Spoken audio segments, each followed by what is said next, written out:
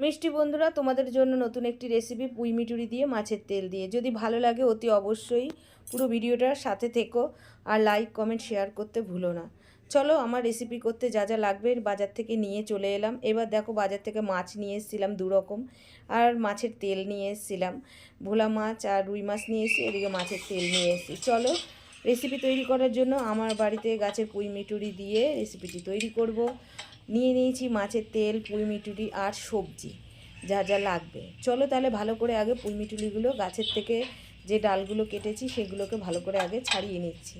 এর জন্য কাঁচা কাঁচা যে পুঁই মিটুরিগুলো আছে সেগুলোই নেব, আর পাকা লাল লাল যেগুলো আছে সেগুলো বন্ধুরা পরে আমরা ভাজা খাবো।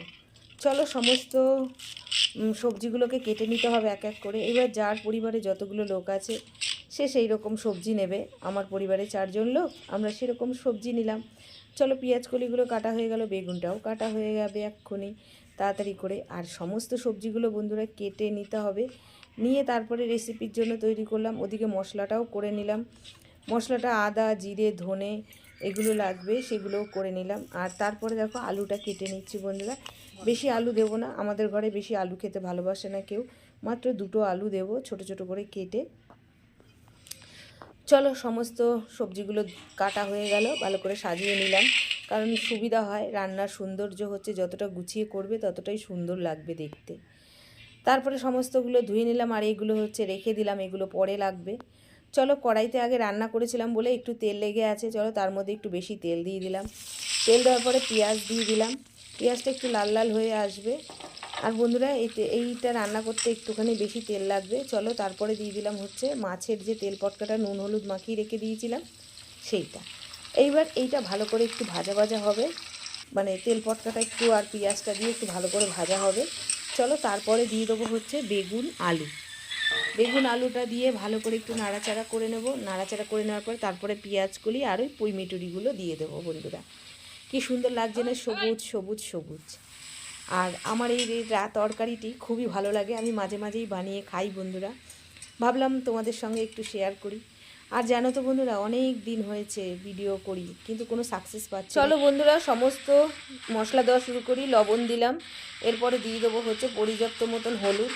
হলুদ দেওয়ার পরে তারপরে আদা আর জিরে, ধনে এগুলো বাটা ছিল, সেগুলো আমি 2 চামচ মতন দিয়ে দিলাম। তারপরে দিয়ে দিলাম লঙ্কার গুঁড়ো বন্ধুরা।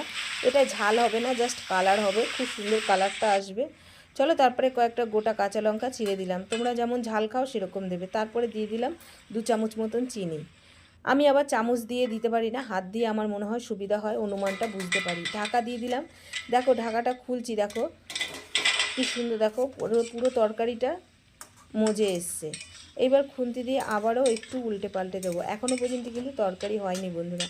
আমরা ভিডিও ছাড়ি 2-4 মিনিটের মধ্যেই ভিডিও শেষ, আর রান্নাটা করতে কিন্তু অনেক সময় লাগে। তারপরে তরকারিটা ঢেলে দিলাম, ঢেলে দিয়ে এইবার রান্নায় আসল স্বাদ, সেটা হচ্ছে 5 ফোড়ন দিলাম অল্প একটু তেল দিয়ে।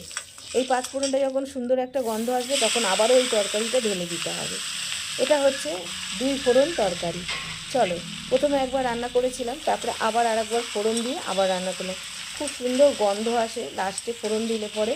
যাই হোক, রেসিপিটি দেখে কেমন লাগলো অতি অবশ্যই কিন্তু তোমরা লাইক কমেন্টে জানাতে কিন্তু ভুলো না। আর যদি ভিডিওটি ভালো লাগে বন্ধুরা, এরকম রেসিপি পাওয়ার জন্য অতি অবশ্যই চ্যানেলটাকে ফলো করে সাবস্ক্রাইব করে রেখে দেবে বন্ধুরা। আজকের মতন এখানেই রাখলাম, টাটা, শুভরাত্রি।